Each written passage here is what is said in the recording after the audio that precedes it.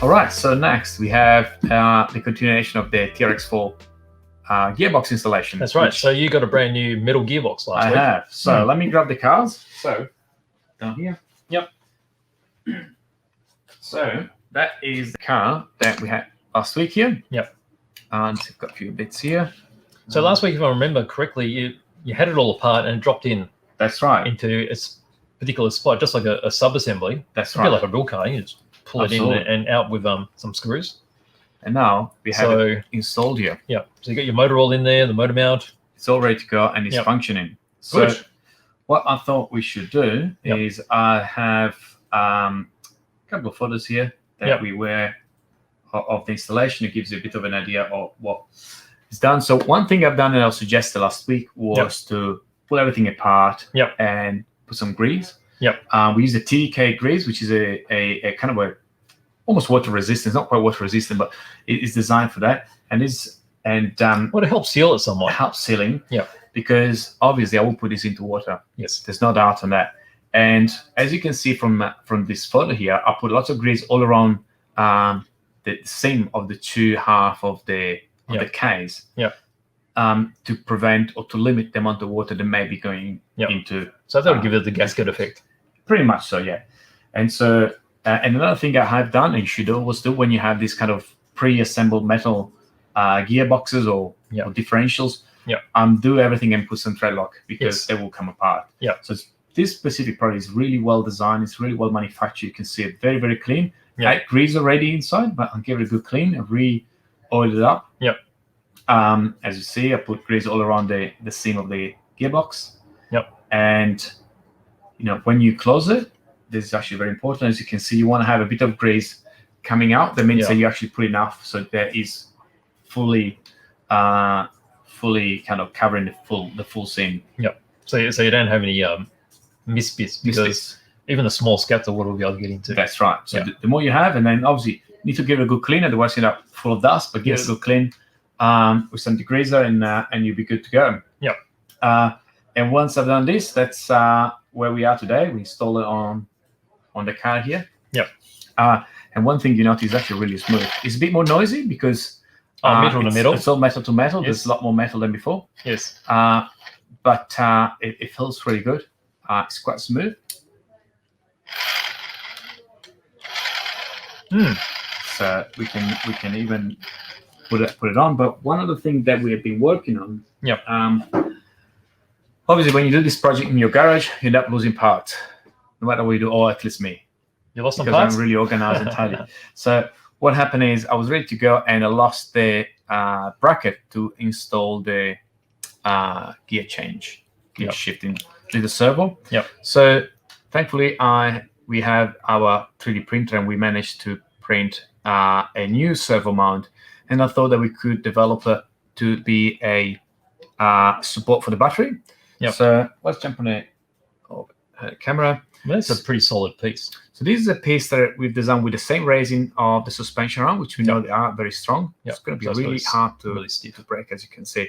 It's going to be very stiff, very rigid. So this is the first design. And we'll like this. You put your little servo in here. So you got a couple of little ears to screw it on. So the ears screw it on, and I guess you connect it here. Let me see. You got a little loop, and off you go. Okay. So it looks a lot neater than before. So that's all compact under here. And the idea is that at this point, we can extend this plate and put the battery here. So the next version of this mount, now that we have the basic frame, so that we know that the holes line up and the servo is in the right position, we can extend this little plate here and have it as a battery support as well. So it's just an alternative. When you run crawler, often you tend to run smaller batteries. You don't run gigantic ones, so this is probably almost too big. But in that way, we can move it a bit more towards the front. And can be a bit more compact. So this is for this new metal gearbox, which I think is really nice. We hoping to have some here eventually at some point soon. I hope so. They are very beautifully machined. They're very beautiful machine. It's actually, they're not overly expensive. From memory, it was $110, $120. It does include everything, including the spur gear and the slipper clutch and everything. So it's really good. Let me turn the car on actually. So we need to plug the battery in. It's going to be at the... Oh, it's all right. It does have a few things hanging about. A few things that's very standard. Let's get power. Let's not reverse polarity, because we don't do that here. Okay, right. so sounds like it's live. And here we go. Let's see if I can change gear. The sound is good. I like that sound because it's really grunty. It is.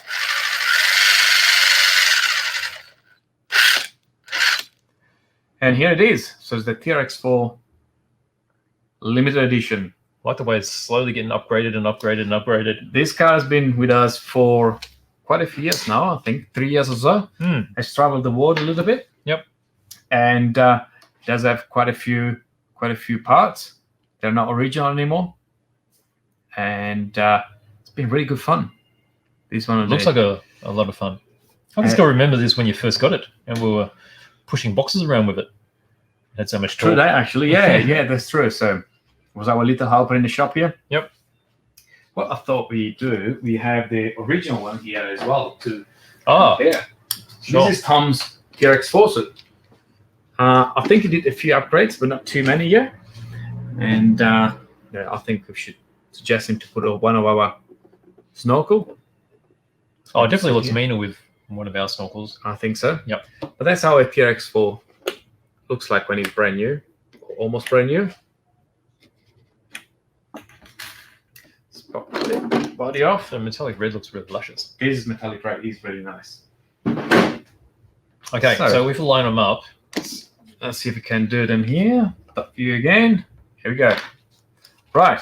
So original on the left here. So you have these original Traxxas brushed ESC. Yeah. This ESC is really nice in my opinion. Yeah. I had this for a long time. Yep. The reason I upgraded to this one was because we're doing some videos and we wanted to try the Performance ESC, being part of the Hobbies group. So we had some of these, and that is also of the 3S capable. So we installed that one. So this got a really nice ESC brushed motor. As you can see, the original radio tray, it's quite big. Is up on top here, which I can still put back on this car here. But as I said, I thought to design this new system here, and I will extend that one to have a compact radio tray. The original one, however, is really well designed. It does have a space here to put a smaller battery and put a lower. What we're trying to do with that is to put a smaller battery, which can be about this long at the front here, to put more weight towards the front. For traction? For traction, Right. Specifically when you're climbing steeper, obstacles, it's convenient to have weight at the front. If you have the Bronco version of this kit, you can actually install the battery at the front end here. Oh, really? I guess we can do it on this one too. We'll probably need to do some kind of a bracket. But the Bronco, it does come with the fenders pre-installed. So they're not attached to the body, they're attached to the chassis. Yes. And so all this part is pretty much sealed, so you can actually see the battery really easily at the front here. Right. What else do we have on this car, on our car? So we put the metal side steps. We got the sweep wheels, tires actually. Are these the original shocks? They are the original shocks, The original shocks are actually really, really good in my opinion. Wow. They've been into salt water many, many times. And still going well. Still working. Still working. Yes, absolutely. And obviously, being a Land Rover, we had the Land Rover flaps here. Oh, yes. Must have, really. What else? Wow. Yes. And that's the TRX-4. Very, very good project from Traxxas. Very good product. I really enjoy this one. And many other have. There's some new ones coming out too with the latest Bronco as well, actually. Oh, really? So we will be quite exciting. I get your brass portals on this one as well. Got the brass portals, yes. There's the metal, the red. Even Tom has the red. Covers. One thing I'm really surprised of this car is that I'm still running the original plastic drive shafts, which I thought specifically when you go on 3S, you're a bit aggressive, they will break. But well, I guess they're a good quality, aren't they? Very well built. And yeah, you haven't replaced them yet. Well, nothing looks stretched either. Nothing looks stretched. They look really tight and solid. Yep. I actually have also installed the overgear and undergear. Right. What that means is the front wheels are going to spin slower than the rear ones. Yeah. Which means in a normal condition, when you put gas, the car will tend to kind of tip backwards. Yep. And by doing that, the car will stay a lot more stable and will keep the weight at the front.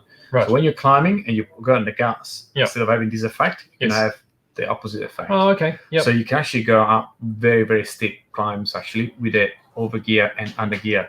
That means the front wheel will run 25% slower Yep. and the rear wheel 25% faster. Right. So huge difference. Well, I guess that's changing the pendulum effect. Absolutely. Yep. Absolutely. So Okay. and Nice. there is a lot more, but that's a bit of an update on the TRX4s. It's been evolving over some time, isn't it? Yes, absolutely. Hmm. It doesn't look as neat as the brand new one, mine, but It's good for action. that's built for action. Yeah. Yeah. This is one of the car that has gone through sand, salt, sun, snow, everything. So very good. All right.